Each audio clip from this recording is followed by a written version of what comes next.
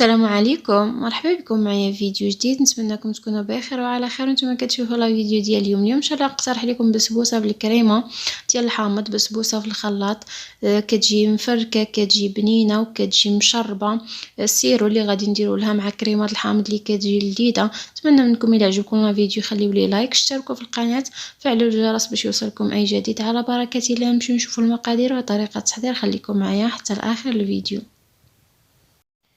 بسم الله نبداو. خديت الكاس ديال الخلاط، غادي نوضع فيه 2 حبات ديال البيض، غادي نوضع فيه كذلك نصف كاس ديال سكر سنيده، غادي قبيصه ديال الملح مع ساشي ديال الفاني، وغادي نضيف كاس ديال زيت نباتيه ما يعادل 160 مليلتر، وكاس ديال الحليب ما يعادل 160 مليلتر، يعني الكيسان ما عامرينش ولا عمرتهم، فرا الوزن ديال الكاس 200 مليلتر. هنا غادي نضيف كذلك كاس ديال الحليب، غادي نطحن هاد المكونات جيدا حتى كيتخلط الحليب مع البيض مع المكونات الاخرين اللي درنا كيف غادي تشوفوا معايا. وهنا البنات من بعد ما غادي تطحن الخليط مزيان فغادي نضيف له 250 غرام ديال السميده اللي هي 2 كيسان ديال العنبه، مع ساشي ونص ديال الخميره كيميائيه ما يعادل 15 غرام. كذلك غادي نضيفهم في الخلاط كيف غتلاحظوا معايا. هاد البسبوسه هذه كتجي خطيره، كتجي لذيذه وكتجي مفركه وبنينه بزاف. هنا غادي نضيف ديك الرابعه ديال السميده اللي هي 2 كيسان ديال العنبه، مع ساشي ونص ديال الخميره كيميائيه، وكنرجع نطحن واحد الطحنه خفيفه غير على ما كتخلط ديك السميده. ومن بعد كنحبس الخلاط وكناخذ المول العجيب او ناخذوا اي مول، المهم اللي يكون هكا فيه شي ثقب في الوسط فين ديروا الكريمه. فهنا البنات غادي نطرب واحد التطريبه خفيفه وغادي نحبس الخلاط، وغادي ناخذ المول غادي ندهنو بالزبده وغادي نرشو بالسميده كيف تلاحظوا معايا المول العجيب. وهنا غادي نفرغ فيه الخليط كيف كتشوفوا الخليط القوام ديالو كيكون على هذا الشكل هذا. غادي نحاول نهبط داك الخليط اللي كيبقى هكا في الخلاط بواحد السباتيل، وكيكون الفران مشعول من قبل، وكنغسلو العافيه وكندخلو البسبوسه حتى كطيب وكتحمر، ومن بعد عاد كنخرجوها. هنا غادي نهبط داك الزائد اللي بقى ديال الخليط وغادي ندخلها للفران حتى كطيب وكتحمر. ودابا غادي ندوزو نوجدو السيرو او الشربات اللي غادي نسقيو به هاد البسبوسه.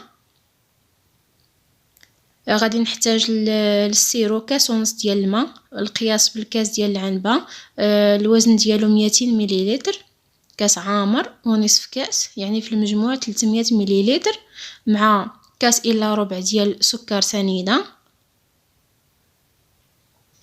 مع واحد طريف هكا ديال الحامض اولا 2 ديال الطريفات اللي بغيتو ديروا. ومن بعد البنات غادي نرجعها فوق النار حتى كيذوب داك السكر، غير كيبدا كيغلى وكيذوب كنطفيو عليه. هنا البسبوسه من بعد ما طابت خرجتها من الفران كيف كتشوفوا كتجي طالعه وكتجي رطبه بزاف وكتجي كذلك لذيذه. هنا السيرو من بعد ما وجد فغادي نزول البسبوسه هكا في واحد الاناء، تما البنات ضفت قطيرات ديال الماء الزهر كيعطي واحد النكهه خطيره لداك السيرو، ضروري ما تضيفوها كتجي زوينه بزاف. هنا كيف كتشوفوا البسبوسه كتجي رطبه وكتجي زوينه بزاف. هنا غادي ناخذ واحد الصفايه هكا وغادي نبدا كنسقي البسبوسه هكا كامله. السيرو كيكون بارد والبسبوسه كتكون سخونه اولا العكس، كنسقيها كامله حتى كتشرب داك السيرو كيف غادي تشوفوا معايا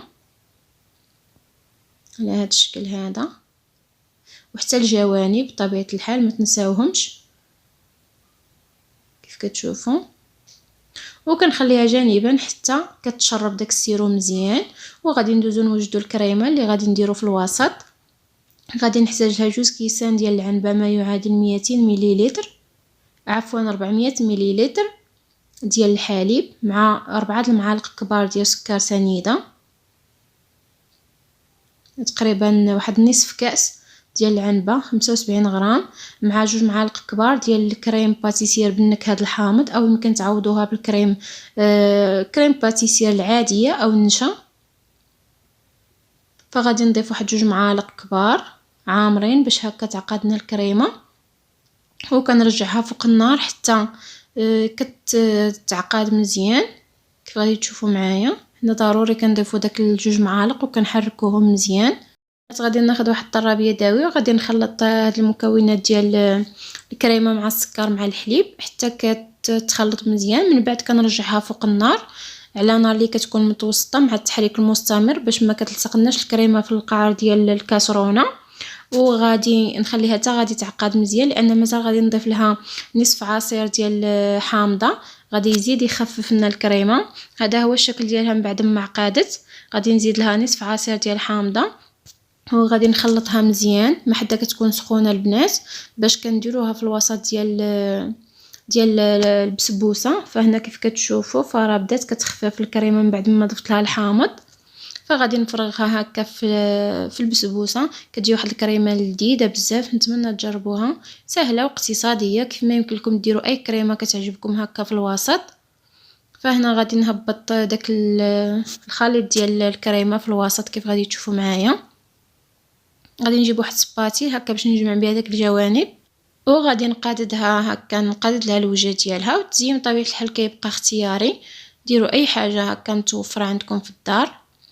فهنا غادي نهبط داك الزائد ديال الكريمه اللي بقى في الكاسرونه وغادي نقادد هكا الوجه ديال الكريمه. من بعد غادي نزينها بطريفات ديال الحامض وغادي ندهن لها الجوانب هكا بالكونفيتير. وغادي نزينهم البنات بشويه ديال اللوز ايفيلي او كاوكاو ايفيلي اولا ديروا الكوك او كونكاسي اللي متوفر. وغادي نزينها هكا بلي طرونش ديال الحامض. كتجي واحد البسبوسه خطيره في المذاق، كتجي بنينه لذيذه وكتجي مسقيه. نتمنى منكم تجربوها لان فعلا كتجي زوينه بزاف وكتجي بحجم عائلي وبجوج بيضات. وكتجي اهم حاجه انها كتجي بنينه بزاف وكتجي مفركه من الداخل.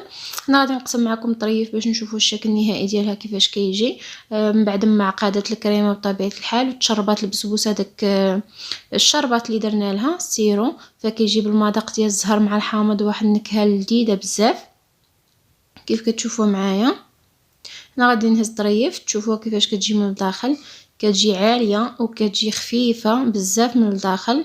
نتمنى تجربوها. فغادي نوريها لكم عن قرب باش تشوفوها كيفاش كتجي من الداخل. كتجي بنينه مفركه ومشربه داك السيروم ولذيذه بزاف بالكريمه الحامض. كيف ما يمكن لكم ديروا الكريمه د الليمون د البرتقال اولا د المندرين دابا متوفر، كتجي بنينه بزاف. او كريمه ديال الجبن فايت لي شاركتها معكم. فنتمنى منكم تجربوها وما تنسوش الا عجبكم لا فيديو بارطاجيوه مع العائله والاصدقاء، اشتركوا في القناه باش يوصلكم اي جديد. خليتكم على خير والى فيديو قادم ان شاء الله، مع السلامه.